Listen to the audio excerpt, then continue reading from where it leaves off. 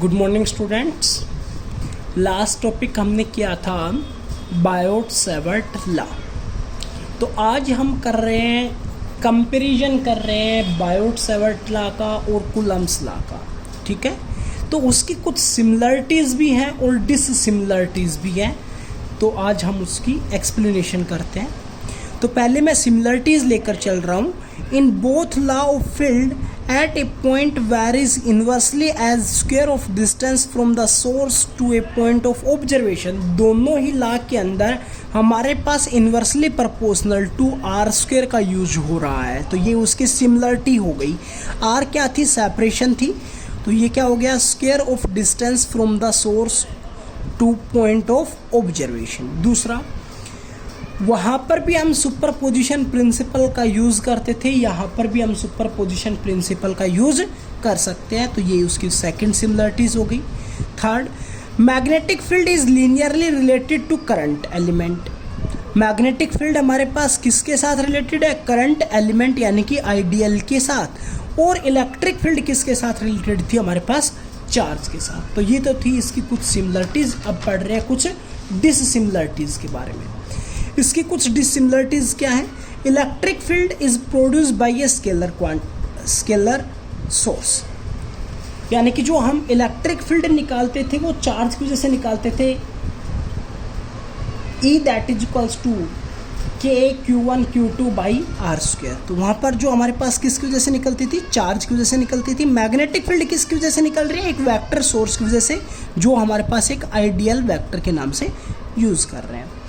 Coulomb's law is independent of angle. Coulomb's law के अंदर angle का कोई रोल नहीं था, लेकिन कल आपने पढ़ा कि बायोट-सैवर्ट लॉ के अंदर एंगल का रोल होता है। ठीक है, जो नेक्स्ट टॉपिक है वो एक इम्पोर्टेंट टॉपिक है, ध्यान से देखना है। नहीं समझ में आए तो आप पूछ सकते हो। ठीक है, magnetic field due to a straight current carrying conductor. ये बायोट-सैवर्ट लॉ की ही एप्लीकेशन है। ठीक है, हमारे पास कोई एक स्ट्रेट करंट कैरिंग कंडक्टर लिया। पहले मैं इसकी कंस्ट्रक्शन के बारे में बता देता हूँ। XY हमारे पास कोई एक स्ट्रेट कंडक्टर है जिसके अंदर से I करंट फ्लो हो रहा है। हमें इस P पॉइंट के ऊपर स्ट्रेंथ ऑफ मैग्नेटिक फील्ड निकालनी है। तो मैंने क्या किया, बायोट-सैवर्ट लॉ एक स्मॉल पार्ट के लिए एप्लीकेबल था। तो यहाँ पर एक मैंने छोटा सा पार्ट लिया जिसकी लेंथ क्या है? DL। इस छोटे से पार्ट की वजह से पहले मैं यहाँ पर मैग्नेटिक फील्ड निकाल रहा हूँ, फिर इसका इंटीग्रेशन कर दूंगा DL का, तो टोटल पार्ट की वजह से आ जाएगी। ठीक है, ये जो लेंथ ली है ये मैंने स्मॉल a के बराबर लिया, यानी कि C से P तक सेपरेशन क्या लिया है? Small a। और O से P तक सेपरेशन जो ली है वो आपने लिए, मैंने लिए R। ठीक है, ये इसके साथ थीटा एंगल बना रही है। ठीक है, ये वाला एंगल यानी कि CPO, ये वाला लिया है मैंने फाई। और ये वाला टोटल एंगल जो इस कंडक्टर के एक एंड से स्टार्ट हो रहा था उसको मैंने लिया है φ1, और दूसरे एंड के ऊपर P पॉइंट से बना रहा है उसको मैंने लिया है φ2। ठीक है, तो हम अकॉर्डिंग टू बायोट-सैवर्ट लॉ चलते हैं। तो बायोट-सैवर्ट लॉ के अकॉर्डिंग हमारे पास क्या था? dB that is equals to μ0 upon में 4 pi I dl vector cross r vector divided by r cube. ये था हमारे पास वेक्टर फॉर्म के अंदर। लेकिन अगर हम स्केलर फॉर्म के अंदर देखना चाहें तो क्या होगा? dB that is equals to μ0 upon में 4 pi I dl sine theta divide by r square. ध्यान रखना है, यहाँ पर मैंने यूनिट वेक्टर हटा दूंगा तो एक नीचे से हट जाएगा, एक यहाँ पर से वेक्टर हट जाएगा, तो वो एक स्केलर फॉर्म के अंदर हमारे पास रिजल्टेंट आ जाएगा। इसको मैंने इक्वेशन फर्स्ट नाम दिया है। ठीक है, एक ट्रायंगल है POC, ये वाले ट्रायंगल POC, इसके तीनों एंगल्स का सम 180 होता है। ये वाला एंगल 90 डिग्री है, तो इन दोनों का सम किसके बराबर होगा? थीटा प्लस फाई का 90 के बराबर। तो मैंने यहाँ पर यूज़ किया है theta plus phi that is equals to 90 degree. Theta की वैल्यू निकालेंगे तो फाई को इधर भेजेंगे तो क्या हो जाएगा? 90 माइनस फाई। और साइन थीटा, दोनों साइड में साइन लगा देता हूँ तो क्या हो जाएगा? साइन थीटा, इधर क्या हो जाएगा? Sine 90 minus phi. और साइन 90 माइनस फाई क्या लिख सकते हैं? That is cos phi. इसको मैंने इक्वेशन क्या दिया है? सेकंड नाम दिया है। ठीक है, इस ट्रायंगल का यूज़ करके अगर मैं कोस फाई की वैल्यू निकालता हूँ तो कोस क्या होता है? बेस अपॉन में हाइपोटेनस। बेस कौन सा हो गया? फाई के हिसाब से ये वाली साइड क्या हो गई? बेस। तो ये वाली साइड क्या है? A, और हाइपोटेनस क्या है? R। तो कोस फाई को क्या लिख सकता हूँ? A by R। इसी तरह tan फाई और निकालना है, tan परपेंडिकुलर अपॉन में बेस। परपेंडिकुलर क्या है, ये वाली साइड, और ये वाली साइड मैंने क्या ली है, C से O तक L के बराबर ली है, अपॉन में बेस ये वाली साइड क्या हो जाएगी A, इसलिए tan फाई को आप क्या लिख सकते हो, L/A। यहाँ से आप R की वैल्यू निकाल लेंगे यहाँ से, तो क्या हो जाएगा R that is equals to A cos phi, इसको इक्वेशन 3 नाम दे दिया मैंने। यहाँ से मैंने L की वैल्यू निकाल ली, तो क्या हो जाएगा A tan फाई। अब इसी को मैंने डिफ्रेंशिएट किया है, L को मैंने क्या किया है, डिफ्रेंशिएट किया है with respect to d phi, तो क्या बनेगा DL/d phi that is equals to, अब देखो A एक कांस्टेंट है as it is, tan phi का क्या होता है, सीकेंट स्क्वायर फाई, ठीक है, और डी फाई को मैं अब DL लिखना चाहता हूं, तो डी फाई को इधर लेके जाऊंगा तो क्या हो जाएगा, DL that is equals to A secant square phi into, sorry दिख नहीं रहा था, A secant square phi into d phi, ठीक है। तो यहाँ पर मैंने ये यूज़ किया है, ठीक है। इन चारों इक्वेशंस का यूज़ किया है। अब मैंने फर्स्ट के अंदर ये वाली तीनों इक्वेशंस की वैल्यू पुट आउट की है, ये और ये वैल्यू पुट आउट करने के बाद हमारे पास रिजल्टेंट बना d b that is equals to mu naught upon में 4 pi I a secant square phi into d phi into cos phi divided by a cos square phi. ये वाली वैल्यू तो क्या थी, आर की थी, यहाँ पर आर स्क्वायर था, तो क्या हो गया R that is equals to A by cos phi, तो क्या हो जाएगा ए का स्क्वायर अपॉन में कोस स्क्वायर फाई। ये वाली वैल्यू किसकी थी, डीएल की, डीएल की जगह पर मैंने क्या लिखा है, a secant square phi into d phi into यहाँ पर क्या था हमारे पास आर, आर किसके बराबर है हमारे पास, सॉरी कोस फाई के बराबर था, साइन थीटा, साइन थीटा को हम क्या लिख सकते हैं, कोस फाई के बराबर लिख सकते हैं, ठीक है। तीनों की वैल्यू पुट की है, लेकिन 1 बाई कोस स्क्वायर फाई को हम क्या लिख सकते हैं, सीकेंट स्क्वायर फाई, तो देखो यहाँ पर 1 अपॉन के अंदर कोस स्क्वायर फाई, तो मैं इस पूरी टर्म को यहाँ पर बनाकर क्या लिख सकता हूँ, सीकेंट स्क्वायर फाई। तो इस रिलेशन के अंदर मैंने आगे यूज़ किए, तो क्या बनेगा म्यू नॉट अपॉन में 4 pi I a secant square phi divided into d phi into cos phi divided by a square secant square phi. Secant square phi से सीकेंट स्क्वायर फाई, एक ए से एक ए cancel, तो देखो क्या क्या बच गया, म्यू नॉट अपॉन में 4 pi I by a cos phi into d phi. ये तो हमारे पास जो एक छोटा पार्ट लिया था डीएल, उसकी वजह से मैग्नेटिक फील्ड की स्ट्रेंथ आ गई, हमें टोटल उस कंडक्टर की वजह से निकालनी है, तो हम इसका क्या करेंगे, इंटीग्रेशन करेंगे इस टोटल पार्ट की वजह से। तो इंटीग्रेशन के अंदर देखो ये जो डीएल पार्ट है ये कहाँ से कहाँ तक लाई कर सकता है, ये डीएल पार्ट यहाँ पर भी हो सकता है, यहाँ पर भी हो सकता है, यहाँ पर भी हो सकता है, यहाँ पर भी हो सकता है, यहाँ पर भी हो सकता है, यहाँ पर भी हो सकता है, मतलब यहाँ से लेके यहाँ तक हो सकता है। लेकिन इधर जो आपके पास इंटीग्रेशन के अंदर चल रहा है वो क्या चल रहा है, डी फाई, तो आप जो इंटीग्रेशन में लिमिट लगाएंगे वो कहाँ से कहाँ तक के लगाएंगे, फाई के रेस्पेक्ट में।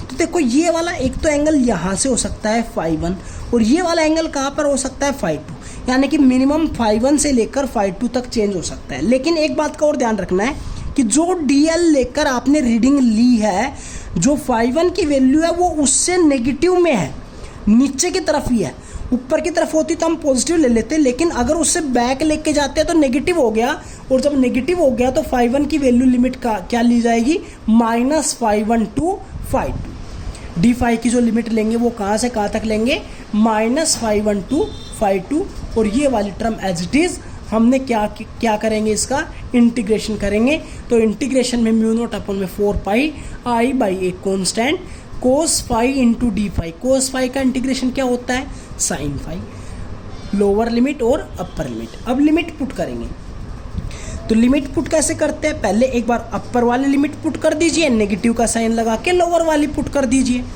तो हमारे पास क्या रिजल्टेंट बनेगा, म्यू नॉट अपॉन में 4 pi I by a upper limit sine phi 2 minus lower limit के अंदर माइनस फाई 1 था, इसलिए मैंने यहाँ पर नेगेटिव लगा लिया, तो क्या बन जाएगा minus phi 1, negative negative positive.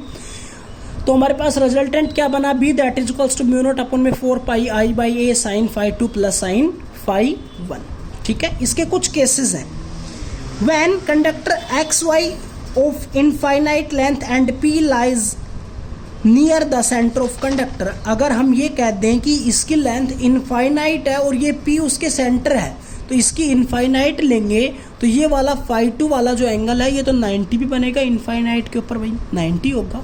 इधर भी नीचे की तरफ लेंगे तो क्या बनेगा 90 बनेगा।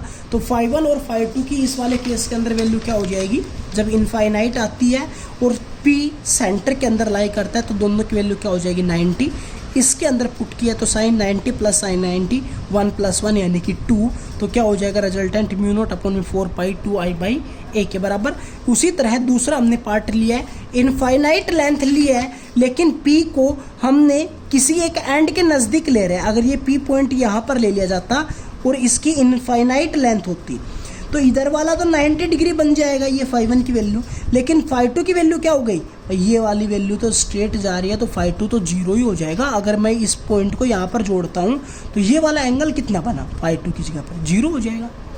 तो फाई 1 की जगह पर 90, फाई 2 की जगह पर 0 लिया है, वैल्यू पुट किया है तो साइन 0 प्लस साइन 90 0 + 1 तो क्या बन गया 1, तो म्यू नॉट अपॉन में 4πi/a। और तीसरा पार्ट हमने जो लिया है वो ये लिया है, if the length of the conductor is finite says L and point P lies at right bisector of the conductor. अगर इसकी फाइनाइट लेंथ है टोटल L के बराबर है और ये पॉइंट P अगर इसके बीच में है तो ये वाली लेंथ क्या हो जाएगी L, ये वाली लेंथ नीचे वाली क्या हो जाएगी L/2, ये भी L/2 टोटल L थी। ठीक है, दोनों एंगल्स भी फिर बराबर होंगे। जो ये वाले बीच में पॉइंट है तो ये वाला, अगर ये पॉइंट इसके बीच में होता तो ये वाला एंगल और ये वाला एंगल भी क्या होते, दोनों बराबर होंगे उस केस में। हम दोनों की वैल्यू पुट करेंगे तो sine phi plus sine phi 2 sine phi, तो 2 को मैंने आगे लिखा है साइन फाई। साइन फाई की वैल्यू अगर हम निकालना चाहेंगे इस ट्रायंगल से, यहाँ से अगर मैं इसको फाई मान लेता हूँ, ये वाली लेंथ को L/2 लिखता हूँ तो साइन क्या होता है परपेंडिकुलर अपॉन में हाइपोटेनस। परपेंडिकुलर हमारे पास क्या है L/2, हाइपोटेनस हमारे पास क्या है इसका स्क्वायर प्लस में इसका स्क्वायर दैट इज का अंडर रूट। तो अंडर रूट L/2 का स्क्वायर प्लस a का स्क्वायर। तो यहाँ पर मैंने निकाल के दिखाया हुआ है साइन फाई की वैल्यू, तो क्या हो जाएगी sine phi that is equals to L/2 under root a का स्क्वायर प्लस में L/2 का होल स्क्वायर। तो यहाँ पर मैंने इसको खोल के लिखा है, ये वाली वैल्यू यहाँ पर पुट आउट की हुई है। लास्ट पॉइंट हमारे पास आता है when point P lies on the wire of the conductor. अगर ये पॉइंट P इसी वायर के ऊपर होता, यहाँ पर होता, यहाँ पर होता, यहाँ पर होता, तो ये वाला जो एंगल की वैल्यू है यही क्या हो जाती है हमारे पास 0 हो जाती है। अगर 0 हो जाती है थीटा की वैल्यू तो DL vector cross R vector निकालते हैं तो क्रॉस प्रोडक्ट आएंगे तो क्या आएगा साइन थीटा। थीटा की वैल्यू क्या पुट करेंगे 0, तो साइन 0 मतलब 0, तो DL vector cross R vector की वैल्यू हमारे पास 0 आ गई, तो B की वैल्यू भी क्या होगी हमारे पास 0 के बराबर। Thank you.